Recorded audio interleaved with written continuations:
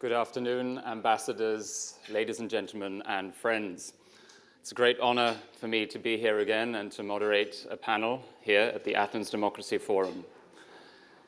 Before I start, I would like to pay tribute to the Greek presidency of IRA, the International Holocaust Remembrance Alliance, and to IRA in general. We had a discussion at the Council of Europe, where I am the Director of Communications and the Anti-Semitism representative, only last week. We had a leading rabbi, we had the German representative for the fight against anti-Semitism. We had a very constructive discussion. But one of the participants said that without IRA, we wouldn't have this discussion now.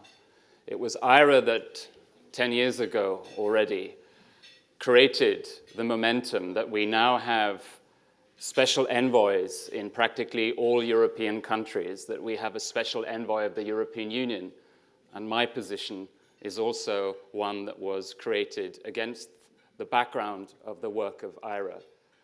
And one of the themes today will be education about the Holocaust and education around the theme of remembrance. And it is my great pleasure in this context to introduce our first panelists who will give a keynote address to you before Father Patrick Desbois. Bonjour, bienvenue. You are a man of the church, but you are also the leader and the founder of Yahad in Unum, and you are the leader of the academic council to the organization Babyn that is present here today and which is doing so much good work for Holocaust remembrance in a difficult time, but at a time which I think we all need to unite behind that project. You are a decorated and acknowledged author of the book Holocaust by Bullets, and I think it's fascinating that as a man of the church, you have dedicated much of your work, your academic work, to the fate, heritage of another faith, of the millions of Jews which were exterminated in the Holocaust, but also to the Roma community, and that you have spent so much time and detail identifying the mass graves of these victims of the Holocaust. So you are a very special personality. You give inspiration to many. I've read up what you have done in the past. You certainly give inspiration to me, and I hope to all of us. So I would like to ask you to the floor, Father Patrick Desbois.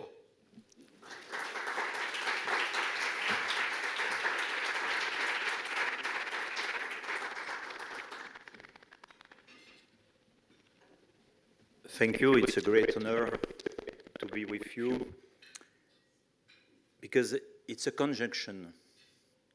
Athens Democracy Forum, Athens is a place where was built also a democracy, so it's a very special place. IRA, I saw the beginning of IRA a long time ago, and such a job that you achieved in Europe, and much larger than Europe. And Babyn Memorial, Babyn Holocaust Museum, with such also a very special initiative with a lot of courage. But also we are in a special day. It's not only a special place, because today, 8 years ago, in fact, was the second day of the shootings of the Jews in Babyn. So what happened? I investigated more than 2,000 extermination sites of Jews from Lithuania to Azerbaijan. And I have filmed 8,000 people present at the killing. But in Babyn was special. It was the beginning of the war. Remember that Hitler attacked Stalin in June. And at least a few weeks, few months after, already, you have Germans from everywhere, from Stuttgart, from Köln, from Munich, from the smallest village, who joined Hitler, went to Babyn in their unit and shot people from morning to night, babies, grandma, old people, sick. Imagine what it meant. For the moment, we have identified 159 names of killers where either they were shooting the Jews, either they were extracting them from their apartment, either they were stealing the belongings. Imagine the money. All the Jews from a big city like Kiev, imagine the belongings. What has always surprised me is that Hitler never missed workers to kill. It could be in Belarus, where Belarus was completely anti-German. He killed 400,000 Jews, one by one, with people.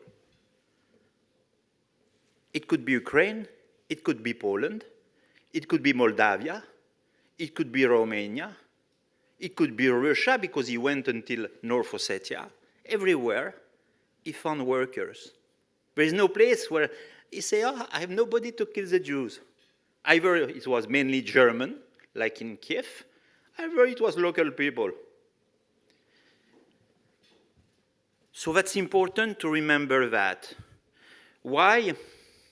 Because we forgot them. If you go now in the street of Paris or Athens, I don't know, if you ask about Holocaust, some people don't even know what it is, but others will tell you one word, Auschwitz. Auschwitz. But when there is no camp, no fence, no barbed wire, no barrack to visit, bye-bye the memory. They killed more than 30,000 Jews in 2 days, and it's only now, after so many years, that they took the courage to build a memorial and after an Holocaust museum in Babyn. So many years of silence. And people don't like to remember mass graves. No, it's not nice, nothing to visit. So, why do we do that? Why Babyn took such an energy to do that? Because, unfortunately, first, anti-Semitism is coming back. I don't know in Greece, but I can tell you in France, for Jews it's not easy. But it's not only uneasy. There is a criminal anti-Semitism. That's what is new. It's not only hate speech. It would be great in France if there were only hate speech. Now, unfortunately, every week there is somebody who is attacked, a synagogue who is attacked. You know, the first Jew was killed as a Jew. We were all in the streets in Paris. It was 12 years ago. Now, if they kill a Jew, nobody goes in the street.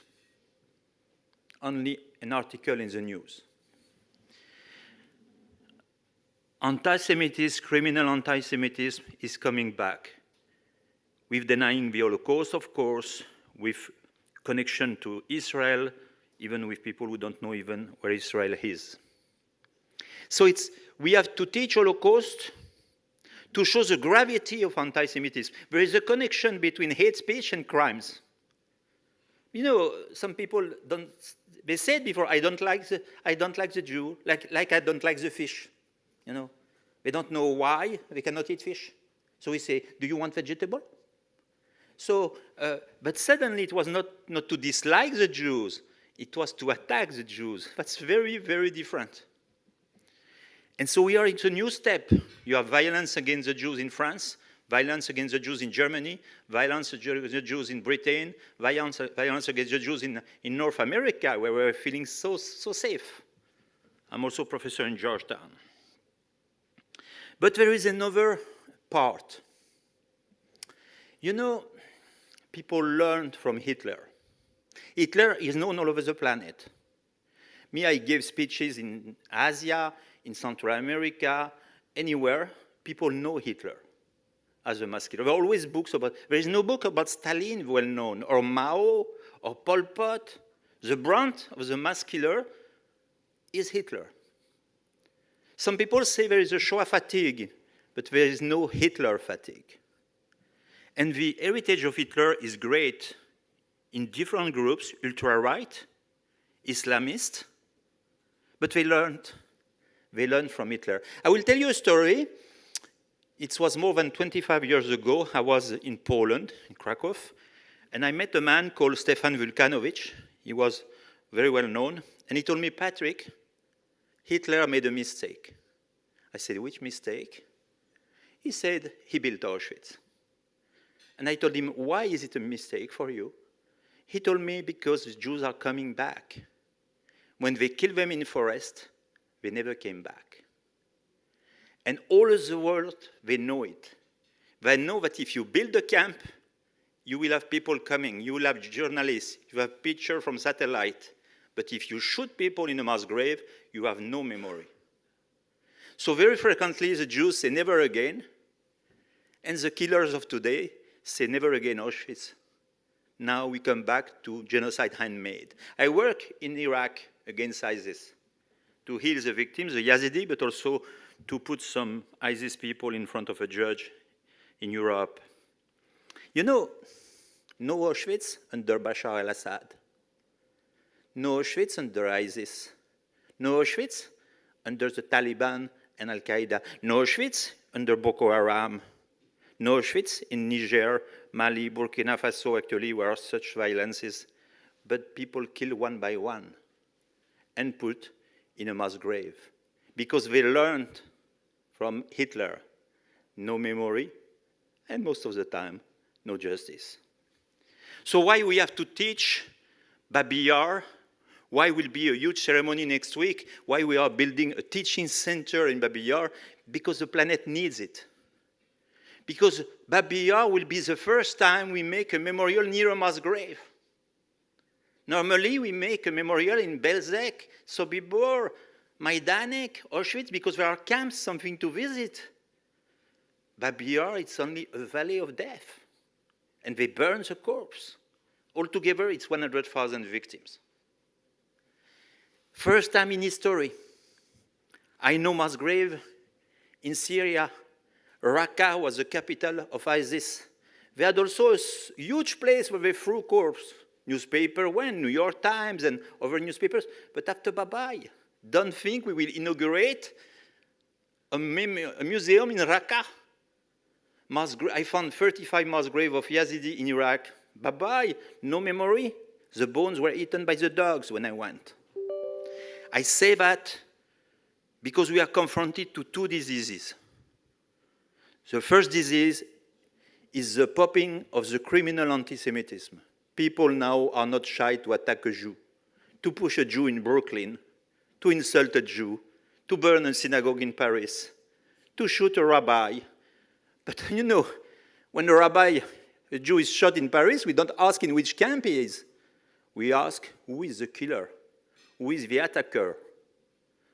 So, criminal anti-Semitism with criminals on different sides. And secondly, we have to teach what happened in Baby Yar, because now the mass killers, like Mr. Abu Bakr Baghdadi, the boss of ISIS and his successor today, like the bosses of Al-Qaeda or Boko Haram, all these groups are doing the same in public. You can see it by Facebook, you can see it from the news, but nobody cares. We sleep well, planet is burning in many places, but it's not my place. If we don't teach from Baby Yar what happened, it's a unique chance. First time people such an energy near a mass grave, you must know it will be a nightmare. And also, the other thing is that normally near a mass grave, we don't come back. I saw the mass grave of Native American in North America. Nobody comes back. Nobody comes back. I saw the mass grave of indigenous in Costa Rica. Nobody comes back. People go to see the parrots and so on, but not the mass grave. People don't come back. You see the mass grave of the Armenian. Don't come back. Nobody comes back. For the first time in Baby Yar, Jews are coming back, and with the support of the president of Ukraine. It's a huge, huge event anthropologically. It's not an event for Ukraine. It's not an event for Russia. It's an event for the planet. Because we must send a message to the people today of ISIS, Boko Haram, or other groups. Whatever you do today, even if you put 100,000 people in a place, we will come back and you will be found guilty. Thank you.